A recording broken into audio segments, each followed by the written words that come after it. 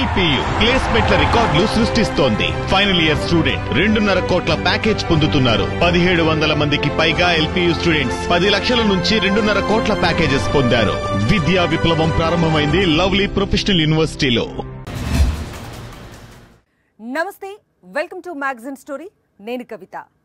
ప్రభుత్వ ప్రేరేపిత హింస, సర్కారు వారి కనుసన్నుల్లో ధ్వంస రచన, ఏలిన వారి ఆదేశాలకు అనుగుణంగా దాడుల పర్వం. వైఎస్ఆర్సీపీ నేతలు, కార్యకర్తలు సానుభూతి పరులే లక్ష్యంగా పచ్చమూక ప్రదర్శిస్తున్న పైశాచికత్వం అంతా ఇంత కాదు. రాగద్వేషాలకు అతీతంగా పాలన చేస్తానని చేసిన ప్రమాణాన్ని మరిచిన పాలకులు రాగద్వేషాలే లక్ష్యంగా విధ్వంస పాలనను పరుగులు పెట్టిస్తున్నారు. చోద్యం చూడటానికి, పాలకుల కుట్రలకు కూత పెట్టడానికే ఖాకీలు పరిమితమవుతున్నారు. దీంతో ఎల్లో రౌడీలు యథేచ్ఛగా హింసరచన చేస్తున్నారు. వైఎస్ఆర్సీపీ నేతలే లక్ష్యంగా ఏడాదిగా ఏపీలో సాగుతున్న దాడులను చూస్తూ యావత్ దేశం నివ్వెరపోతోంది. దీనిపైనే ఇవాల్టి మ్యాగజైన్ స్టోరీ. ప్రజలు అధికారం ఇచ్చింది ఎన్నికల వేళ ఇచ్చిన హామీలను అమలు చేయమని. ప్రజలు అందలం ఎక్కించింది అందరినీ సమాన దృష్టితో చూడమని. అంతేగాని అధికార మదాన్ని నెత్తికెక్కించుకుని పగ ప్రతీకారాలతో రగిలిపోతూ ప్రజాస్వామ్యాన్ని ఖూనీ చేయమని కాదు. పచ్చమూక చేస్తున్న వికటాట్టహాసాలతో ఏపీ మారుమోగుతోంది. పాలకులే పగలు రగిలిస్తున్న వేళ ఎల్లో తోడేళ్లు రక్తదాహంతో ఊలపెడుతున్నాయి. శాంతి భద్రతలను రెడ్ బుక్ రాజ్యాంగానికి బలిపెట్టిన చంద్రబాబు ప్రభుత్వం ఆంధ్రప్రదేశ్ని అరాచక ప్రదేశ్గా మార్చేసింది. గూండాలు, రౌడీలు ప్రతిపక్ష నేతల ఇళ్ల మీద దాడులకు దిగుతుంటే సర్కారుకి చీమ కుట్టినట్లయినా లేకపోవటం చూసి 5.5 కోట్ల మంది ప్రజలు సిగ్గుపడుతున్నారు. ఆంధ్రప్రదేశ్లో సాగుతోన్న హింసను చూసి, విధ్వంసాన్ని చూసి దేశమంతా నివ్వెరపోతోంది. ఏడాది కాలంగా కొనసాగుతోన్న హింస రచన రోజురోజుకి మరింతగా వికటాట్టహాసం చేస్తోంది. భారతదేశంలో అత్యంత ప్రశాంతమైన జీవనానికి పేరు పొందిన రాష్ట్రాల్లో ఆంధ్రప్రదేశ్ ఒకటి.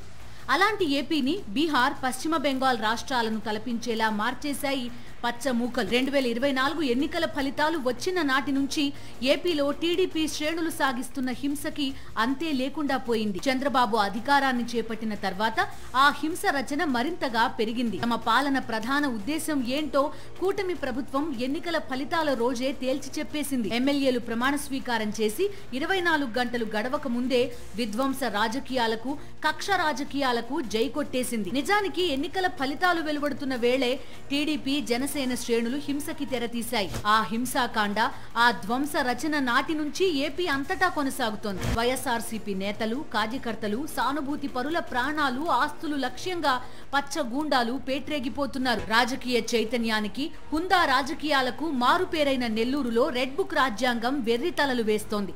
నెల్లూరు నగరంలోని సుజాతమ్మ కాలనీలో ఉన్న మాజీ మంత్రి నల్లపరెడ్డి ప్రసన్న కుమార్ రెడ్డి నివాసంలో సోమవారం రాత్రి ఎల్లో గూండాలు బీభత్సం సృష్టించారు. కోవూరు ఎమ్మెల్యే వేమిరెడ్డి ప్రశాంతిరెడ్డిపై ప్రసన్న చేసిన విమర్శలను జీర్ణించుకోలేని పచ్చ మూకలు ఇంట్లో ప్రసన్న తల్లి శ్రీలక్ష్మమ్మ ఒక్కరే ఉన్న రాత్రి సమయంలో మారణాయుధాలతో దాడికి తెగబడ్డారు. ముందుగా సీసీ కెమెరాలు ధ్వంసం చేసి ఇంట్లోని ప్రతి గదిలో బీభత్సం చేశారు. 2019లో వైఎస్ఆర్సీపీ అధికారంలోకి వచ్చినప్పుడు టీడీపీ, జనసేన నేతలపై కానీ, క్యాడర్పై కానీ ఎలాంటి దాడులు జరగలేదు. ఏపీలో శాంతి భద్రతలకు ఎలాంటి విఘాతం ఏర్పడలేదు. హుందాతనంతో కూడిన విజయోత్సవాలకు మాత్రమే వైఎస్ఆర్సీపీ క్యాడర్ పరిమితమైంది. కానీ 2024లో కూటమి విజయం సాధించగానే టీడీపీ, జనసేన శ్రేణులు ఏపీ అంతటా విధ్వంసం సృష్టించడం మొదలుపెట్టారు. చంద్రబాబు ముఖ్యమంత్రిగా ప్రమాణ స్వీకారం చెయ్యక ముందే పచ్చ మూకల వికటాట్టహాసం మొదలైంది. ఆ అరాచక పర్వం ఇప్పటికీ కొనసాగుతోంది.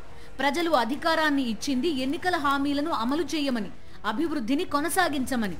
కానీ అధికారాన్ని ఇచ్చిన ప్రజలను మోసం చేయడం మాత్రమే కాదు, అటు ప్రజల నుంచి ఇటు ప్రతిపక్షాల దాకా అందరిపై పగ సాధిస్తున్న విధంగా చంద్రబాబు ప్రభుత్వం తన ఉనికిని చాటుకుంటోంది. అందుకు తాజా ఉదాహరణ నల్లపరెడ్డి ప్రసన్న కుమార్ రెడ్డి ఇంటిపై జరిగిన దాడే. మాజీ మంత్రి నల్లపరెడ్డి ప్రసన్న కుమార్ రెడ్డి ఇంటిపై టీడీపీ మూకలు సోమవారం రాత్రి దాడి చేసి బీభత్సం సృష్టించాయి. 70 నుంచి 80 మంది సోమవారం రాత్రి 9 గంటల సమయంలో మారణాయుధాలతో నెల్లూరు నగరం సుజాతమ్మ కాలనీలోని ప్రసన్న కుమార్ రెడ్డి ఇంట్లోకి చొరబడ్డారు. వారిని ఎవరూ గుర్తుపట్టకుండా సీసీ కెమెరాలను ముందుగా ధ్వంసం చేశారు. ఇంటి ముందు నుంచి కొందరు, వెనక వైపు కిచెన్ తలుపులను పగలగొట్టి మరికొందరు లోపలికి ప్రవేశించి విధ్వంసానికి పాల్పడ్డారు. కింద గదితో పాటు పైభాగంలోని గదిలో వస్తువులన్నింటినీ పగలగొట్టారు. అడ్డుకోబోయిన సిబ్బంది పైన పచ్చమూకలు దాడి చేశాయి. పోర్టికోలో ఉన్న 2 కార్లను ధ్వంసం చేశారు. అరగంట పాటు నానా బీభత్సం సృష్టించారు. రాత్రైతే ప్రసన్నకుమార్ రెడ్డి ఇంట్లో ఉంటారని భావించిన దుండగులు నల్లపరెడ్డి ప్రసన్నకుమార్ రెడ్డిని హత్య చేసేందుకే ఈ దుశ్చర్యకు ఒడిగట్టినట్టుగా తెలుస్తోంది. అందుకే మారణాయుధాలతో ఇంటికి చేరుకున్నారు. కానీ ఆ సమయంలో ప్రసన్నకుమార్ రెడ్డి లేకపోవడంతో ఇంట్లోని వస్తువులన్నింటినీ ధ్వంసం చేసినట్టు తెలుస్తోంది. కోవూరు సమావేశం అనంతరం ప్రసన్నకుమార్ రెడ్డి, ఆయన కుమారుడు స్థానిక నేతలతో కలిసి కోవూరులోనే ఉన్నారు. దాడి సమయంలో తాను ఉంటే చంపేసేవారన్నారు మాజీ మంత్రి నల్లపరెడ్డి ప్రసన్నకుమార్ రెడ్డి. తనను హతమార్చడానికే ఇంటిపై దాడికి తెగబడ్డారన్నారు. రాజకీయాల్లో విమర్శలు, ప్రతి విమర్శలు సహజం, కానీ ఇలా దాడులు చేయడమేంటని ప్రశ్నించారాయన. నేను నా కుమారుడు బయట వెళ్లాము, కరెక్ట్ గా వచ్చి ఇంటి మీదకి వచ్చి ధ్వంసం చేశారు. నాకు తెలిసి మా కుటుంబం 1961 నుంచి రాజకీయాల్లో ఉంది. ఎప్పుడు కూడా ఇటువంటివి మేము చూడలేదు. మామూలుగా విమర్శించుకుంటాం. మేము గాని నేదురుమల్లి జనార్దన్ రెడ్డి వాళ్ళు గాని 40 సంవత్సరాలు మేము ఇద్దరం ఫైట్ చేసుకున్నాం. కానీ హత్యలు చేసుకోవడము, ఇళ్ల మీద దాడులు చేయడము మేము ఎప్పుడు చేయలే. ఈ దాడి చేయించారు, ఏం చేస్తారు? ఇళ్లు బగలగొట్టారు, అంతే కదా. మాకు ప్రజల ఆశీర్వాదం ఉంది, మా జగన్మోహన్ రెడ్డి గారి ఆశీర్వాదం ఉంది, మా నాయకుల ఆశీర్వాదం ఉంది, మా కార్యకర్తల ఆశీర్వాదం ఉంది, మా స్థానిక సంస్థల ప్రజాప్రతినిధుల ఆశీర్వాదం ఉంది. ఇటువంటి చేయడం అనేది రాజకీయాల్లో మంచిది కాదు. ఎందుకు ఇటువంటివి? డబ్బు శాశ్వతం కాదు, ఇటువంటి పనులు శాశ్వతం కాదు. ప్రజలు క్షమించరు. దాడికి దిగిన దుండగులు క్షణాల్లో దాడి చేసి పారిపోలేదు. నల్లపరెడ్డి ప్రసన్నకుమార్ రెడ్డి కోసం ఆయన ఇంట్లో వెతికారు. కంటి ఆపరేషన్ చేయించుకుని ఇంట్లో విశ్రాంతి తీసుకుంటున్న నల్లపరెడ్డి ప్రసన్నకుమార్ రెడ్డి తల్లి శ్రీలక్ష్మమ్మ టీడీపీ మూకల దాడితో భీతిల్లిపోయి కుప్పకూలిపోయారు. తమతో పెట్టుకుంటే అంతు చూస్తామని, ఎవరిని వదిలిపెట్టబోమని దుండగులు హెచ్చరించారు. నేనొక్కదాన్నే పని వాళ్ళు ఉండారు, వంట ఆమె, ఇంకొక అబ్బాయి ఉండారు. నేను అప్పుడే కొంచెం బాగాలే నాకు 2 రోజుల నుంచి. అందుకని రూమ్లో పోయి పడుకున్నా. మా వంట పరిగిస్తా వచ్చి తలుపేసేసాడు. ఏందయ్యా తలుపేస్తున్నావు నువ్వు, ఏం జరుగుతుంది? బయట అప్పటికే వచ్చేసి ఉండారు, గొడవ జరిగిపోతావు. దేంతో కొట్టారో తెలియదు, అన్ని మొత్తం దంశం. ఆ రూమ్లో తలుపు కూడా తట్టారు. వాడు తీసినాడు, మనం తీయాలి కదా, తీసినాడు. ఎవరంటే పెద్దమ్మాయి ఆమె అని చెప్పినాడు వాడు. సరే వెనక్కి వచ్చేసినారు. వచ్చి మళ్ళీ వచ్చారు. మళ్ళీ లోపలికి వచ్చి నా టీవీలు గీవీలు అన్ని ఆ రూమ్లో అంతా గందరగోళం చేసి ఇంకా వాళ్ళ ఇష్టం వచ్చినట్టు చేసేసిపోయినారు. ఉండారు, ఒక 200 మంది దాకా ఉంటారు. దాడి విషయం తెలుసుకున్న పోలీసులు నల్లపరెడ్డి ప్రసన్నకుమార్ రెడ్డి ఇంటికి దగ్గరగా వచ్చే వరకు దుండగులు అక్కడే ఉన్నారు. మంత్రి లోకేష్ నెల్లూరులో ఉండగానే ఈ ఘటన జరగడం చూస్తే దీని వెనుక పెద్ద స్థాయిలో కుట్ర జరిగిందన్న అనుమానాలను సామాన్య ప్రజలు సైతం వ్యక్తం చేస్తున్నారు. తన ఇంటిపై జరిగిన దాడిపై పవన్ స్పందించాలని డిమాండ్ చేశారు నల్లపరెడ్డి ప్రసన్నకుమార్ రెడ్డి. రాష్ట్రంలో రెడ్ బుక్ రాజ్యాంగం నడుస్తోందని, పోలీసులు న్యాయం చేస్తారన్న నమ్మకం లేదన్నారు. పవన్ కళ్యాణ్ గారిని ఒకటే అడుగుతున్నా, ఏమయ్యా ఇది పద్ధతేనా అని అడుగుతున్నాను. ఇళ్ల మీదకి రౌడీలను పంపించి ఇళ్లంతా ధ్వంసం చేయడం కరెక్టేనా? నువ్వేదో మాట్లాడుతుంటావు కదా డయాస్ ఎక్కి. పవన్ కళ్యాణ్ గారు, దీనికి చెప్పండి సమాధానం. మీరు డిప్యూటీ సీఎం అయిపోతే సరిపోతుందా?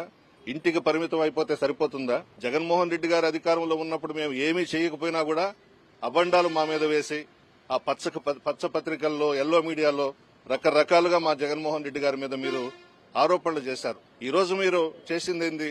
పరిపాలనని, సంక్షేమాన్ని, అభివృద్ధిని, ఎన్నికల హామీలను అన్నింటినీ గాలికొదిలేసి ఆంధ్రప్రదేశ్ ని ఆటవిక ప్రదేశ్ గా మార్చడమే లక్ష్యంగా పనిచేస్తోంది చంద్రబాబు ప్రభుత్వం. ఈ క్రమంలో తమ అరాచకాలను ప్రశ్నించే వాళ్లని, ప్రతిపక్ష నేతలను ఒకవైపు అక్రమ అరెస్టులతో, తప్పుడు కేసులతో వేధిస్తోంది.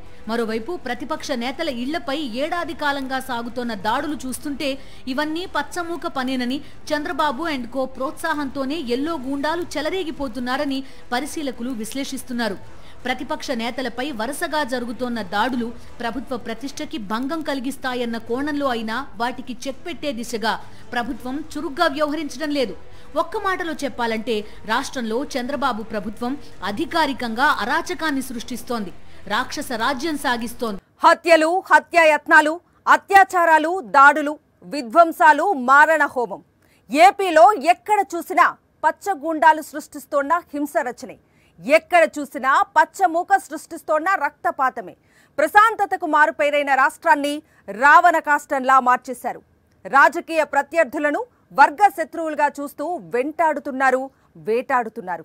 ఈ ఆటవిక పాలన వికటాట్టహాసాన్ని ఏడాదిగా దేశమంతా వింటోంది. ఈ రాక్షస పాలన వికృత విశ్వరూపాన్ని దేశమంతా నివ్వెరపోయి చూస్తోంది. దారుణమైన విషయం ఏంటి అంటే రాజ్యాంగబద్ధమైన పదవుల్లో ఉన్న వాళ్ళు సైతం ఈ దాడులను ప్రోత్సహించే రీతిలో వ్యాఖ్యలు చేస్తున్నారు. రెడ్ బుక్ రాజ్యాంగాన్ని చూసే ప్రజలు భీతిల్లిపోతుంటే ఒక పెద్ద మనిషి బ్లడ్ బుక్ తీసుకొస్తానంటూ తహతహలాడిపోతున్నారు. సంక్షేమం, అభివృద్ధి అన్న పదాలకు ఆంధ్రప్రదేశ్లో చోటే లేకుండా పోయింది. దేశమంతా నివ్వెరపోయేలా ఆటవిక పాలన సాగుతోన్న వేళ రెడ్ బుక్ రాజ్యాంగం నీడలో పచ్చమూక చెలరేగిపోతూనే ఉంది. శాంతి భద్రతలు ఎంత ఘోరంగా తయారయ్యాయంటే అటు సామాన్య ప్రజలకు రక్షణ లేదు, ఇటు ప్రతిపక్ష పార్టీ నాయకులకు భద్రత లేదు.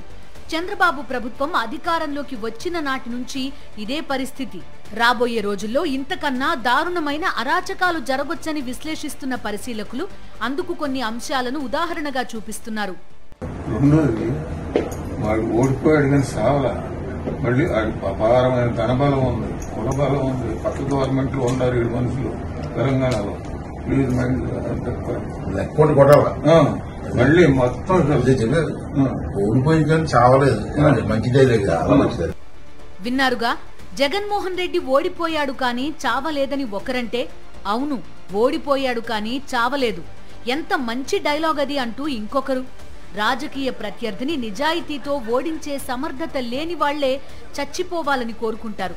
ఇది టీడీపీ అసలు స్వరూపం. జగన్మోహన్ రెడ్డి చావలేదన్నది ఎంతో మంచి డైలాగ్ అంటూ ఆస్వాదించిన అయ్యన్న పాత్రుడు ఆ తర్వాత కొద్ది రోజులకే ఆంధ్రప్రదేశ్ స్పీకర్ అయ్యారు. ఇప్పుడు ఆంధ్రప్రదేశ్ డిప్యూటీ స్పీకర్ రఘురామకృష్ణరాజు వ్యవహార శైలి ఎలా ఉందో ఒకసారి చూడండి. డిప్యూటీ స్పీకర్ రఘురామకృష్ణరాజు తనకు మంత్రి అయ్యే ఛాన్స్ ఉంటే హోంశాఖ తీసుకుంటానన్నారు. ఇది వినగానే ఎవరైనా తాను శాంతి భద్రతలను పటిష్టపరుస్తాను, రెడ్ బుక్ రాజ్యాంగం కోరలు పీకి అంబేద్కర్ రాజ్యాంగాన్ని అమలు చేస్తారని చెబుతారని ఆశిస్తారు. కానీ రఘురామకృష్ణరాజు మాత్రం హోంమంత్రిగా తాను బ్లడ్ బుక్ అమలు చేస్తానని సగర్వంగా ప్రకటించేశారు. రెడ్ బుక్ పాలనలోనే ఇన్ని అరాచకాలు జరుగుతున్నాయి, ఇక బ్లడ్ బుక్ పాలన అంటే ఎలా ఉంటుందో. రఘురామకృష్ణరాజు ఇది ఇంకా రాచరికాల కాలమే అన్న భ్రమలో ఉండడంతో పాటుగా తాను రాజ్యాంగబద్ధమైన ఉన్నతమైన డిప్యూటీ స్పీకర్ పదవిలో ఉన్నానన్న సత్యం మర్చిపోయినట్టున్నారు. రాజ్యాంగబద్ధమైన పదవుల్లో ఉన్నవారి నుంచే ఈ తరహా వ్యాఖ్యలు వస్తున్న వేళ ఏపీలో అరాచక పాలనకి ఇకపైనైనా చెక్ పడుతుందని భావించడం సాధ్యమేనా అన్న ప్రశ్న పరిశీలకుల నుంచి వస్తుంది. ఆంధ్రప్రదేశ్లో రెడ్ బుక్ రాజ్యాంగం ఎంతగా పడగవిప్పిందంటే హైకోర్టు ఆదేశాలకు కూడా దిక్కు లేకుండా పోయింది. హైకోర్టు ఆదేశాలను పోలీసులు బేఖాతరు చేస్తున్నారు. మాజీ ఎమ్మెల్యే కేతిరెడ్డి పెద్దారెడ్డి తాడిపత్రిలోకి రాకూడదని, వస్తే అంతం చేస్తామని తాడిపత్రి టీడీపీ నేత మున్సిపల్ చైర్మన్ జేసీ ప్రభాకర్ రెడ్డి బహిరంగంగానే వార్నింగ్ ఇచ్చారు.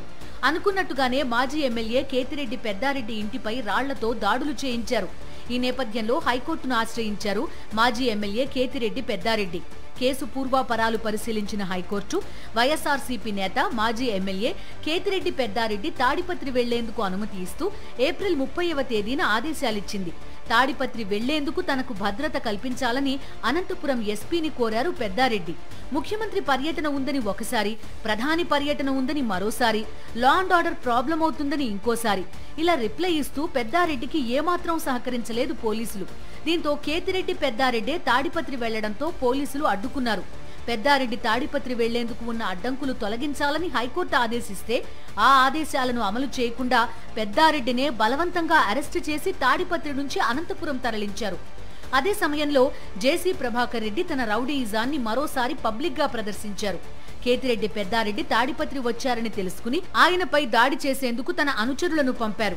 అప్పటికే పెద్దారెడ్డిని పోలీసులు తీసుకెళ్లడంతో అందరికీ వార్నింగ్ ఇస్తూ ఓ వీడియో విడుదల చేశారు. కేతిరెడ్డి పెద్దారెడ్డికి మద్దతుగా ఉన్నవారందరినీ రప్పా రప్పా నరికేస్తానంటూ ఆ వీడియోలో హెచ్చరించారు. కొన్ని ఫోటోలున్నాయి. మా కార్యకర్తలు ఏమంటారు, మేము తొందరలో వస్తాం, రఫా రఫా రఫా రఫా, మేము జైలు కట్టేయాలి,